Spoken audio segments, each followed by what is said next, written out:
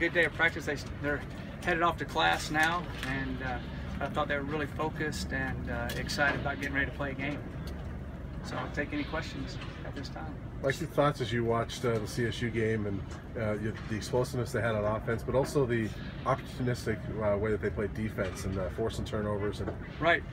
You know, the last 4 or 5 games last year, watching on film, they seemed like to me they went to a different level overall, their whole team, and that's exactly what I saw on film. They were hitting on all cylinders. They were making plays on both sides of the ball, and in their kicking game, I was really impressed with the way they played, and you know, they got a good football team, and we knew they'd have a good football team, and it's going to be a really, really tough game, and they played really well.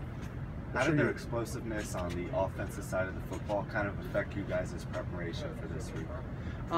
We just play what we play on defense, and just hopefully we line up, play right, play hard. You know, we knew they were explosive, and we knew they can make plays, and you know, they'll make some plays. They got good players, and Coach Bobo does a good job with the offense. I'm sure you always emphasize ball control, but when you see CSU being so aggressive at going at the ball, do you emphasize that a little bit more? Oh yeah, ball security is what we do all the time, and then we work on it extremely hard.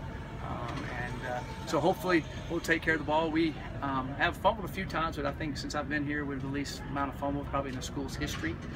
So we got to keep that up, and we'll see if we can do it Friday night. But they do a really good job of stripping the ball and getting after it. That's the one thing you're concerned about as a head coach going into the first game. You know, we've hit our backs, we've hit them some, but in a game situation, they've already had one game where they're getting used to it. It's a little bit different, but hopefully we've enforced it enough, and the kids take enough pride in it to hold it high and tight. Not that you would overlook CSU anyways, but just given the final score, does that ensure that you've got everybody's attention? We knew they were going to be good, and I knew they would have a very, very good football team, and I knew they were an explosive offensive football team.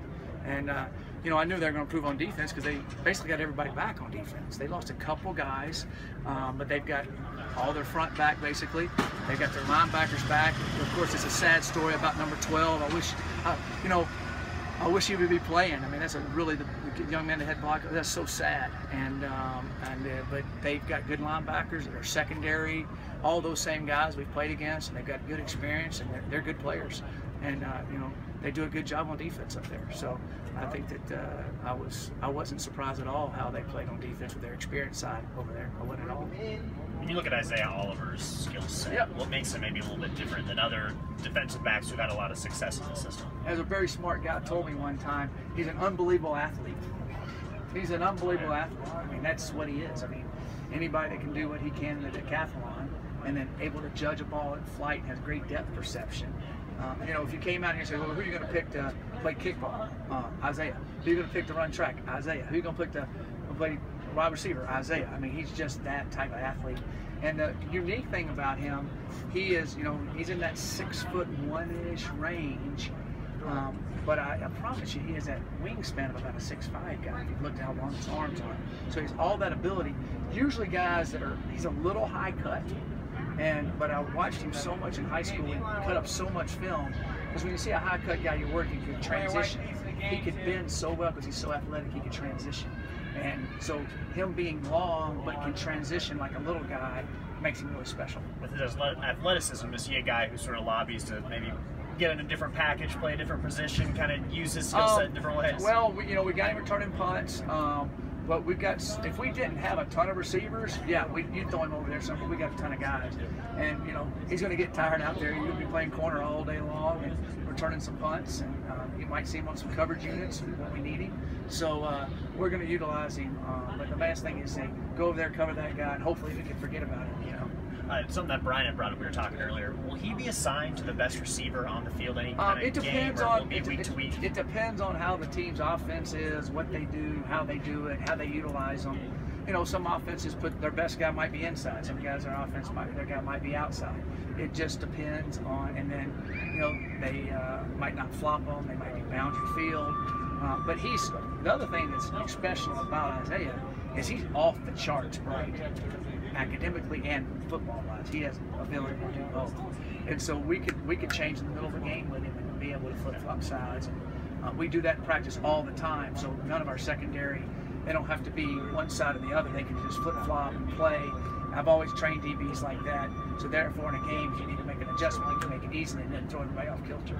You think Michael Gallup could play in a Power 5 conference and be as good Oh as he is? gosh, they got a bunch of guys that can play in a Power 5 conference, a bunch of them, a ton of them. They got a great football team. I mean, they really do. I mean, the last 5 games of the year, they were dominating. You know, they played in that game in Idaho, which was an ice bowl. I don't know if y'all watched that. There's plays where the guys are running and everybody tries to stop it. Everybody falls down. I've never seen anything like it. And so I take the Idaho game out of the picture. And they got a really good football team.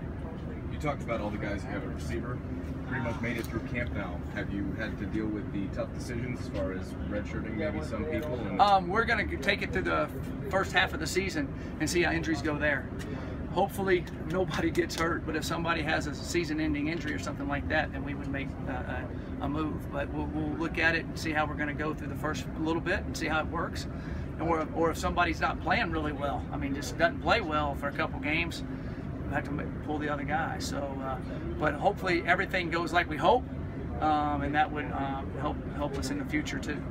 What have you decided with your kickers? Who's going to handle those this week? We are still. I told you I'd make a decision earlier. I hadn't made a decision yet, so I think the competition's good, and I'll make one and tell the kickers before later this week before the game. What makes Tim Lynott so good as an offensive lineman? Again, well, he's very athletic for his size, 300 pounds. He can move. And the other thing is. He's extremely intelligent in there. He understands the game. He understands how people are going to attack him. He's a very good player. But the main thing is he can stay on his feet like a wrestler and be able to still move and stay in front and be able to get to the second level. So he can double down, come off, get to the second level, and stay on a linebacker, which is really hard to do. And he does that. He doesn't do it all the time. He does it more than not. Has he exceeded your expectations during his career so far? No, he hasn't exceeded expectations. I thought he was that good coming out, and I was really excited we were able to redshirt him and really get him ready. And now we're getting to see a really good player. He'll be better this year than he was last year. So I'm excited about Timmy. You're in a game week now. Practice feel any different? Is it pretty much the same for you guys? Do you feel like once you get a little closer, you see it in the guys? When you get near game week, it's kind of like getting near Christmas.